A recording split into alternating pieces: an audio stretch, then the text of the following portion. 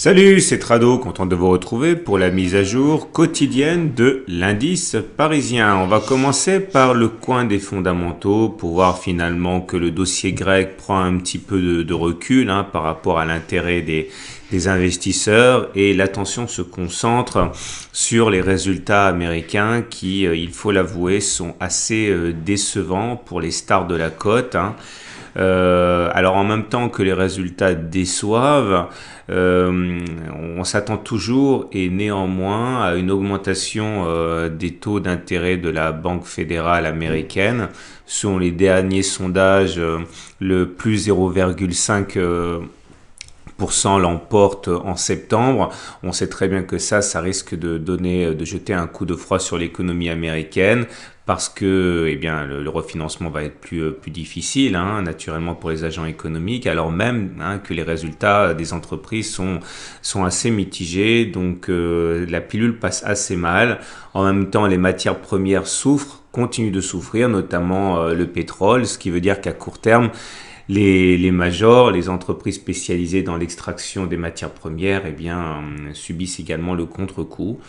Et la bonne nouvelle vient finalement de Grèce, où le deuxième train de mesure a été adopté.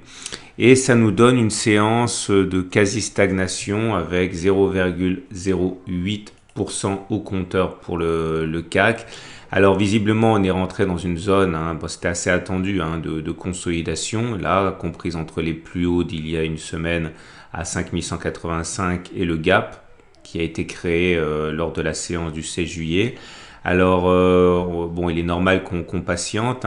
Je pense toujours qu'on aura du mal à rebondir tant qu'on n'aura pas percuté les 23,6% de retracement de Fibonacci. Je vous rappelle comment ça se calcule. J'ai reçu des mails par rapport à ça. Bon, j'ai fait un e-book aussi, si vous voulez vous entraîner. Vous prenez le point bas, vous prenez le point haut, vous tirez et voilà, ça vous donne vos fibos. Ça correspondrait donc au 5048. Ça correspondrait également au gap qui serait rebouché et ça nous permettrait de prendre appui sur la médiane de la fourchette d'Andrews. Donc il y a pas mal d'éléments concomitants qui m'incitent à penser qu'on va quand même dans un accès de faiblesse chercher le niveau des 23,6. Alors pour comprendre pourquoi on l'a pas fait déjà sur la séance du 23, je pense qu'il est intéressant de d'abord remarquer que la Tenkan qui est là a parfaitement joué son rôle de support. On est venu percuter la Tenkan, je vous montrerai le graphe horaire tout à l'heure. Bon, également le gap qui a tendance à jouer un rôle de support au moins provisoire. Je vais mettre le tutoriel sur la Tenkan en ligne. Mais quand on regarde les volumes, on voit que ça reste quand même aussi, il faut faire attention parce que bon, il est clair que le stochastique a passé son signal à la baisse ici, mais quand on est dans la zone de surachat au-dessus de 80, ça montre simplement que la pression des haussiers est moins forte, mais est toujours là. Le surachat est là pour l'indiquer. Le momentum est toujours très fortement positif, donc faites attention.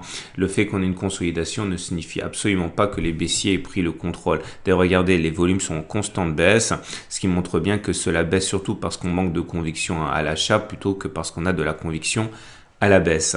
Petit détour par l'horaire, simplement pour bien comprendre les enjeux de cette unité de temps.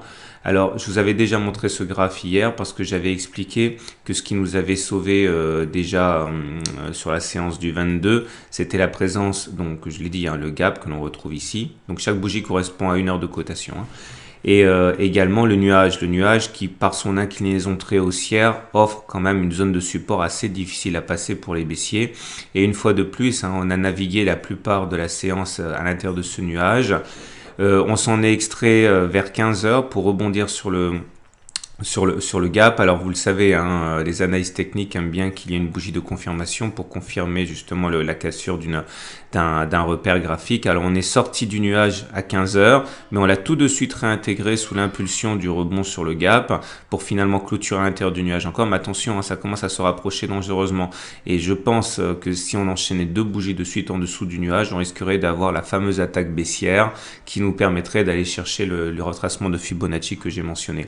Regardez également ici cet oblique qu'on pourra suivre de près. Je vous incite absolument pas à faire de l'intraday, c'est très très risqué de faire de l'intraday, mais par contre ça permet de comprendre l'analyse technique encore mieux que quand on est simplement sur une unité de temps. Et on peut distinguer ici les prémices peut-être d'une épaule, tête, épaule, qui si elle était cassée, j'y reviendrai sur la prochaine vidéo, nous amènerait justement vers les 5020 par là. En tout cas, elle n'est pas formée cette épaule tête épaule, hein. Il faut vraiment faire attention, ne pas anticiper. Mais si on devait clôturer en dessous de ces 5070 là, eh bien ça serait une clôture en dessous de la fameuse ligne de coup qui elle provoquerait effectivement une impulsion baissière. Donc voilà ce qu'on pouvait dire. Pas grand chose de neuf dans mon analyse technique, on est toujours en consolidation. Avec, à mon humble avis, hein, en ligne de mire, les 23,6% de retracement de Fibonacci. Maintenant, ce qui peut arriver souvent, c'est qu'on remonte, qu'on fasse une petite pointe, qu'on mèche, comme on dit, hein, au-dessus du précédent top, mais que ce soit finalement pour redescendre. J'y reviendrai le cas échéant. Tout ça pour dire que si on devait simplement avoir une légère mèche au-dessus des 5185, ça remettrait absolument pas en cause un retour sur les 23,6%. J'y reviendrai dans la prochaine vidéo. Voilà, je vous souhaite une bonne journée, de bons trades. Je vois un peu partout sur Boursorama des threads qui se créent pour me demander l'analyse technique de telle ou telle action. Merci beaucoup pour votre confiance, mais surtout, n'oubliez pas de m'en informer parce que je n'ai pas les moyens techniques de voir ce qui se crée sur Boursorama. Donc, on me signale souvent très tard qu'un thread s'est créé, donc je peux pas satisfaire les demandeurs. N'oubliez surtout pas de me le faire savoir, hein. Voilà, à demain pour la mise à jour.